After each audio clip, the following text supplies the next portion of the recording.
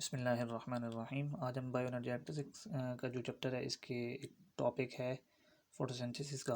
तो इसके अंदर ये हमारे पास एक टॉपिक है एक्शन स्पेक्ट्रम और एब्जॉर्प्शन स्पेक्ट्रम, जिसमें बाकी सारी बातें तो बच्चों को समझ आ जाती हैं, लेकिन आखिर ये ऊपर ये एक पैराग्राफ है, इसकी बच्चों को थोड़ी कन्फ्यूजन होती है इसको ना समझने में। तो थोड़ा सा हम इस पर बात करेंगे।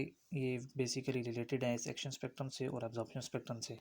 पहले मैं आपको ये दोनों डायग्राम्स थोड़ी सी समझा दूँ। ये हमारे पास जो पहला ग्राफ है ये है एब्जॉर्प्शन स्पेक्ट्रम का, और ये है एक्शन स्पेक्ट्रम का ग्राफ। एब्जॉर्प्शन स्पेक्ट्रम का मतलब ये होता है कि हमारे पास जितनी भी लाइट है वो जितनी एब्जॉर्ब हो रही है उस हिसाब से जो ग्राफ बनेगा उसको हम कहेंगे एब्जॉर्प्शन स्पेक्ट्रम। और एक्शन स्पेक्ट्रम ये होता है कि जितनी फोटोसिंथेसिस हो रही है, यानी जिस साइड पर एक्शन स्पेक्ट्रम का ग्राफ ऊपर है इसका मतलब है कि वहाँ पर फोटोसिंथेसिस ज़्यादा हो रही है, और जहाँ ग्राफ नीचे आ जाएगा उसका मतलब होगा कि वहाँ फोटोसिंथेसिस कम हो रही है।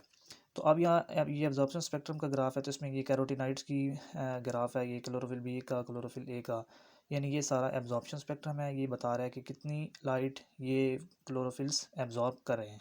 और ये जो ग्राफ है ये है एक्शन स्पेक्ट्रम का, कि जो इन्होंने लाइट एब्जॉर्ब की है उसके नतीजे में फ़ोटोसिंथेसिस कितनी हो रही है। तो अब यहाँ पर बच्चों को जो जहाँ पर समझने में मसला होता है वो ये होता है कि वो photosynthesis in the most absorb range is more than the absorption itself. यहाँ थोड़ा यानी बात तो बिल्कुल सिंपल सी है, लेकिन यहाँ एम्बिग्युइटी क्रिएट कर दी गई है, बुक थोड़ा टफ लिखा हुआ है, तो इसलिए बच्चों को थोड़ी परेशानी होती है। तो यहाँ पे ये कहता है कि photosynthesis in the most absorbed range. अब ये देखिए ये एब्जॉर्प्शन स्पेक्ट्रम है, तो इसकी जो हाईएस्ट पीक है वो यहाँ तक आ रही है, यानी सबसे ज़्यादा एब्जॉर्प्शन यहाँ तक हो रही है। तो वो कहता है कि photosynthesis in the most absorbed range is more than the absorption itself, यानी जितनी एब्जॉर्प्शन हो रही है एक्शन स्पेक्ट्रम में, फोटोसिंथेसिस जो हो रही है, जो यानी एक्शन शो कर रहा है कि कितनी फोटोसिंथेसिस हो रही है, वो उस एब्जॉर्प्शन से भी ज़्यादा है। तो वो क्यों ज़्यादा है उसकी वजह वो आगे बताएगा, लेकिन वो कह रहा है कि फोटोसिंथेसिस में एब्जॉर्प्शन, एक्शन स्पेक्ट्रम में फोटोसिंथेसिस जो हो रही है उसका ग्राफ एब्जॉर्प्शन स्पेक्ट्रम में जो लाइट एब्जॉर्ब हो रही है उससे ज़्यादा है, हालांकि होनी उसी के बराबर चाहिए थी। फिर वो कहता है कि इसी तरह likewise photosynthesis in 500 to 600 nanometre including green light is more than the absorption of green light by the chlorophyll. इसी तरह वो कहता है कि यहाँ पर 500 to 600 नैनोमीटर के दरमियान अगर आप ग्राफ को देखें तो यहाँ पर लाइट बिल्कुल भी एब्जॉर्ब नहीं हो रही, यानी कह लें कि बहुत ही कम हो रही है। और दूसरी साइड पर अगर आप देखें एक्शन में, तो 500 to 600 नैनोमीटर के दरमियान जो एक्शन है वो अच्छा खासा उसका ग्राफ काफ़ी ऊपर आ रहा है। तो इसका मतलब है कि लाइट तो एब्जॉर्ब नहीं हो रही लेकिन एक्शन फिर भी हो रहा है। तो बच्चों को फिर यहाँ पर कन्फ्यूजन होती है कि जब लाइट ही एब्जॉर्ब नहीं हो रही तो फिर फोटोसिंथेसिस हो कैसे रही है। तो वो इसकी अब वजह, इन दो बातों की वजह आगे बताएगा कि एब्जॉर्प्शन मैक्सिमम एब्जॉर्प्शन है, इसके बावजूद एक्शन उससे भी ज़्यादा है। दूसरी साइड पर जहाँ पर एब्जॉर्प्शन बिल्कुल ज़ीरो है वहाँ पर भी हमारे पास जो एक्शन है वो कुछ ना कुछ हो रहा है, यानी अच्छा खासा एब्जॉर्ब एक्शन जो है यानी फोटोसिंथेसिस वो हो रही है, हालांकि लाइट अगर देखें तो बिल्कुल भी एब्जॉर्ब नहीं हो रही।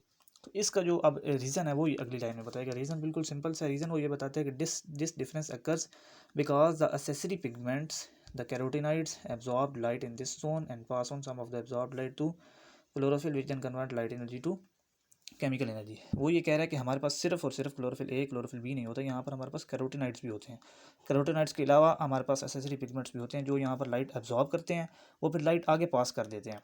तो अब वैसे देखा जाए तो ये जो ग्राफ है ये सिर्फ इन तीन जो हमारे पास पिगमेंट्स हैं इनका है, लेकिन असल में जो पिगमेंट्स हैं वो इनके अलावा भी होते हैं, एसेसरी पिगमेंट्स उनको कहते हैं, तो वो यहाँ पर शो नहीं किए गए। एक्शन स्पेक्ट्रम में ये जो पीक्स हाई आ रही हैं इस एब्जॉर्प्शन स्पेक्ट्रम की बनस्बत, ये उन एसेसरी पिगमेंट्स की वजह से आ रही हैं, क्योंकि वो एनर्जी आगे ट्रांसफ़र कर देते हैं। देखा जाए तो क्लोरोफिल ए और क्लोरोफिल बी के पास 500 to 600 के दरमियान एनर्जी कम होती है, यानी ना होने के बराबर होती है, लेकिन क्योंकि वो एसेसरी पिगमेंट्स एनर्जी एब्जॉर्ब करते हैं, उनकी वेवलेंथ वो इस वेवलेंथ पे एनर्जी एब्जॉर्ब करते हैं, तो वो इसको आगे पास कर देते हैं। तो इनका ऑर्डर ये होता है कि कैरोटीनाइड्स एनर्जी ट्रांसफ़र करते हैं क्लोरोफिल बी को, और क्लोरोफिल बी क्लोरोफिल ए को। ये आगे यहाँ पर बताया भी हुआ है, ये कैरोटीनाइड्स क्लोरोफिल बी और फिर आगे क्लोरोफिल ए। तो जब क्लोरोफिल ए के पास एनर्जी पहुँच जाती है तो वो फिर आगे उसको फोटोसिंथेसिस जो है वो आसानी के साथ करवा सकते हैं। तो ये यहाँ पर एक सिंपल सा कंसेप्ट था।